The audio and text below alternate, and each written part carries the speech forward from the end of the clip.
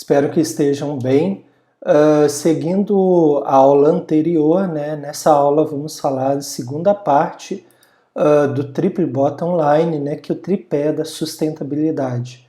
É importante que vocês saibam que a gente está comentando, né, sobre esses conceitos que precederam o conceito do ESG. Por que é importante a gente entender esses primórdios, né, da sustentabilidade, para a gente começar a entender o que levou as empresas a buscarem hoje em dia as práticas do ESG.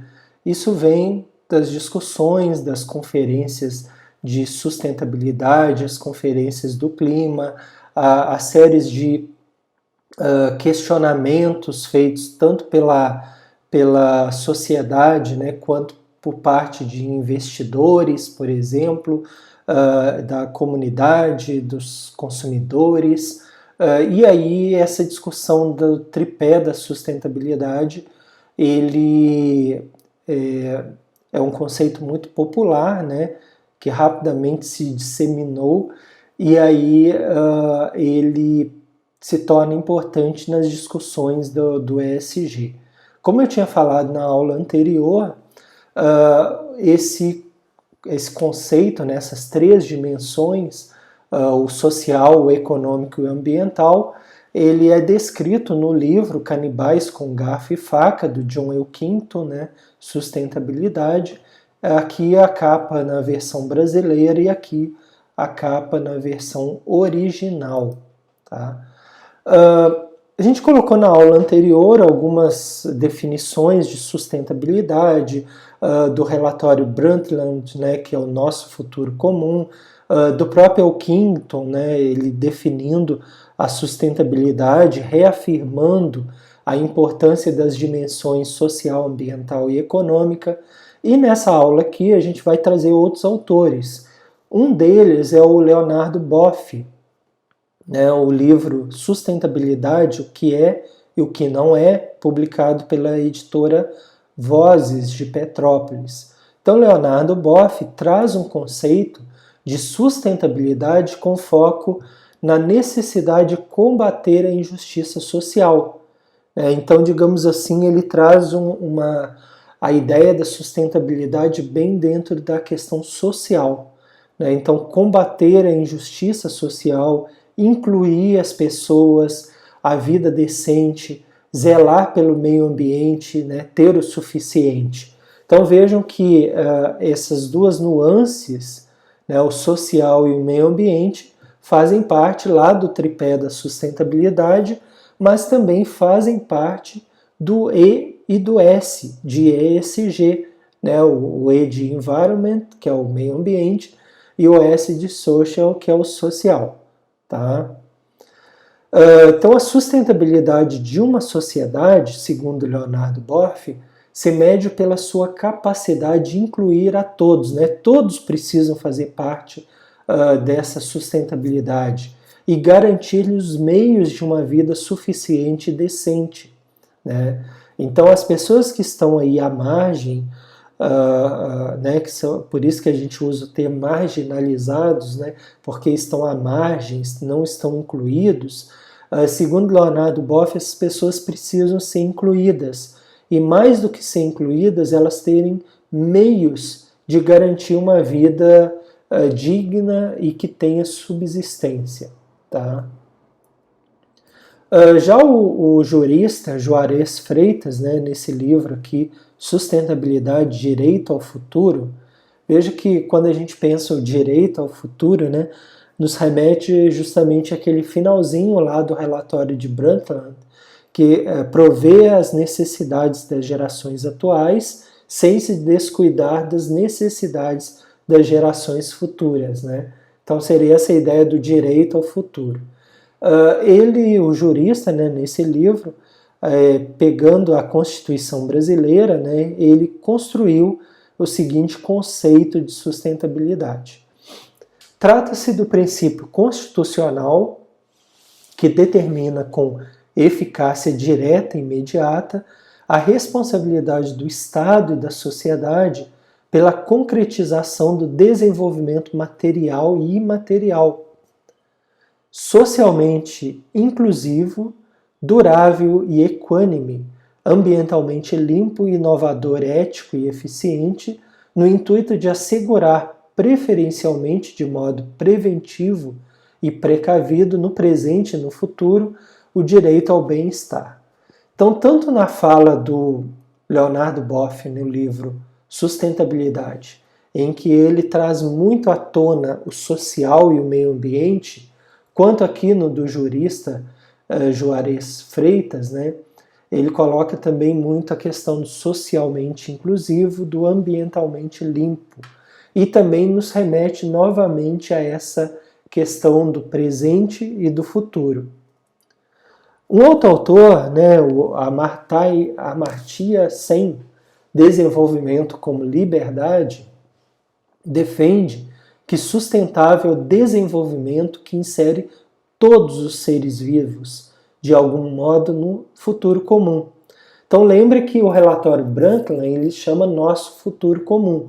Né? Aqui, Amartya Sen fala do futuro comum. Fala da inclusão, mas uma inclusão muito mais ampla até do que falava Leonardo Boff, né? Incluía as pessoas, e aqui o Juarez Freitas também, né? De socialmente inclusivo, mas aqui pensando em todos os seres vivos, né? Não apenas o ser humano. O que poderia ser feito, né? Então, sustentável é aquele desenvolvimento que insere todos os seres vivos,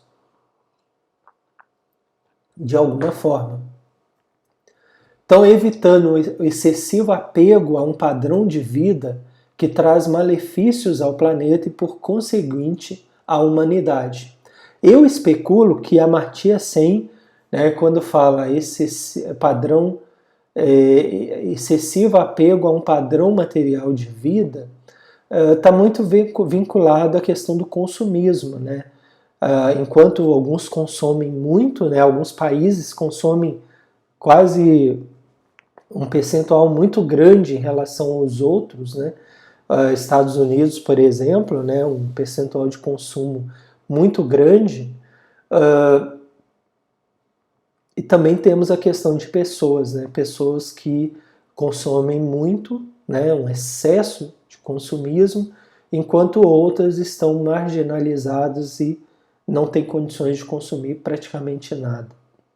Então ele traz para a gente que sustentável deve inserir todos os seres vivos e evitar esse apego a esse padrão de material de vida que traz malefícios. Já um outro autor, né, que é o Ignace Sachs, né, o livro dele, O Caminhos para o Desenvolvimento Sustentável, o conceito de sustentabilidade para ele tem várias dimensões, né? Diferentemente lá do Elkington, que pontuava ambiental, social e econômico, 3 dimensões, o Sachs vai pontuar várias dimensões, né? Ele começa pela sustentabilidade social, dizendo que este é o objetivo do desenvolvimento. Ademais, um colapso social deve anteceder a catástrofe ambiental. Então, Sachs defende que a primeira tem que ser a sustentabilidade social, porque é o pilar que vai ruir primeiro do que os outros. Basicamente, poderíamos dizer isso.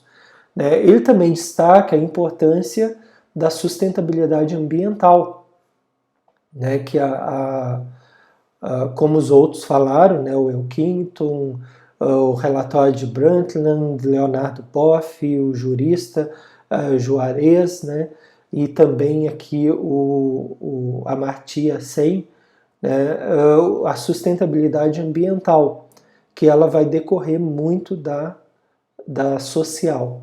Lembrando que tem muitas coisas do ambiental e social que se confundem aí. Então, lá nas aulas de logística reversa eu comento muito isso, né? Quando tu pensa, por exemplo, o descarte do lixo, nós descartamos o lixo, o caminhão vai e recolhe esse lixo, leva para um lixão e ali vão aparecer uma série de pessoas que estão revirando o lixo para tentar juntar algum material, vender e ganhar dinheiro. Então veja que aí está uma questão ambiental e uma questão social, né? Sartre coloca também a questão da sustentabilidade cultural, que tem como premissa a mudança de comportamento. Inclusive aqui na figura, né, cultura, o quarto pilar do desenvolvimento sustentável, junto com o ambiental, social, né, e o econômico. Mudança de comportamento são coisas bem difíceis, né? As pessoas já são viciadas, digamos assim, num determinado comportamento, e o que precisa fazer para que haja mudança? Primeiro, que as pessoas enxerguem uma utilidade naquela mudança, uma razão que aquilo ali deve ocorrer, porque precisa, porque é vital, porque é condição de sobrevivência, para que as pessoas comecem a ser impulsionadas a mudar esse comportamento. Não é fácil, porque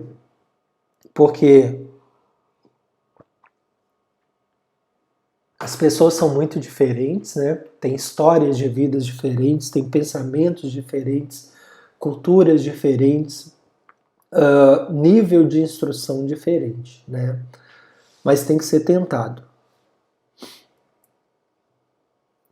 A sustentabilidade econômica também, né? Sartre coloca que uma necessidade haja vista que um transtorno econômico acarreta um transtorno social e, por conseguinte, obstrui a sustentabilidade ambiental. Então é bem interessante a gente ver como que as três dimensões, na verdade todas essas que o Sartre fala, né, não só ambiental, social e econômica, mas como ele fala cultural também, né, como que elas estão muito interrelacionadas. Então eu peguei essa foto, por exemplo, para que vocês vejam, né, uma região carente, em que tu tem casas simples, né, de madeira, construídas à margem de um rio.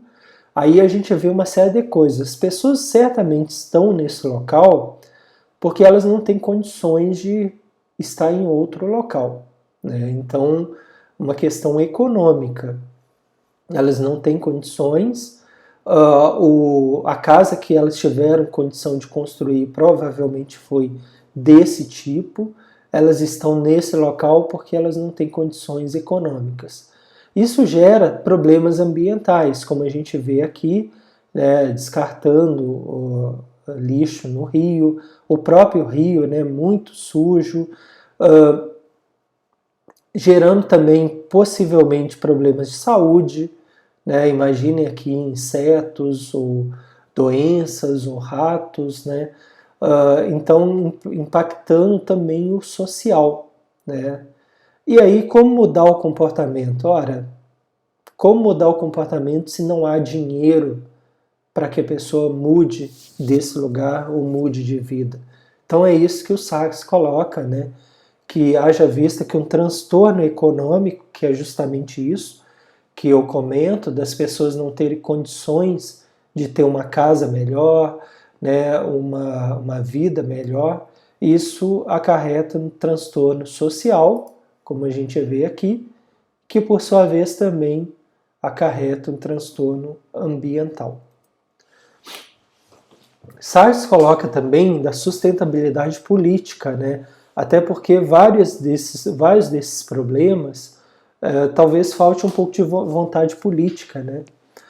Então a governabilidade política que se alicerça o processo de reconciliação entre o desenvolvimento com a conservação da biodiversidade. Então é necessário essa sustentabilidade política, né, esse envolvimento político para que tente melhorar essas condições que a gente viu aí anteriormente. Por fim, ele coloca, né, Sartre coloca a sustentabilidade do sistema internacional para manter a paz, posto que as guerras atuais não são apenas genocidas, mas também ecocidas, né? Então, destruindo o meio ambiente, destruindo o lar das pessoas, promovendo todo tipo de destruição, além de todo o impacto ambiental negativo, né, que as guerras geram. Tá? Então, promover essa sustentabilidade do sistema internacional para manter a paz. Ok? Bem, então essa segunda aula foi o complemento da primeira, para que a gente falasse aí sobre o tripé da sustentabilidade, né, o triple bottom line, e aí a gente viu que diversos autores compactuam com a visão do Elkington, né, do social, do ambiental, tecem informações também sobre o econômico e, de certa forma, né, acabam convergindo todos para esse tripé da sustentabilidade. Alguns vão colocar, por exemplo, a questão social, né, a questão cultural, né, como é colocado aqui pelo Sachs, né, sustentabilidade cultural, que talvez a gente pudesse incluir dentro do social, a questão política, né, que talvez também pudesse estar dentro da social, configurações à parte, né, o mais importante não é saber se são 3, se são 4, se são 5 dimensões, mas que a gente consiga entendê-las e colocá-las na prática. Então, queria agradecer a atenção de vocês, né? Lembrando que nesse canal a gente tem diversos cursos gratuitos sobre administração e sustentabilidade. Basta procurar meu canal no YouTube. Temos o nosso site, o Administração Verde, na qual vocês terão informações sobre os nossos livros publicados. Essas informações dos livros publicados vocês também encontram aqui no nosso canal no YouTube, ok? Então agradeço a atenção de vocês e até a próxima aula.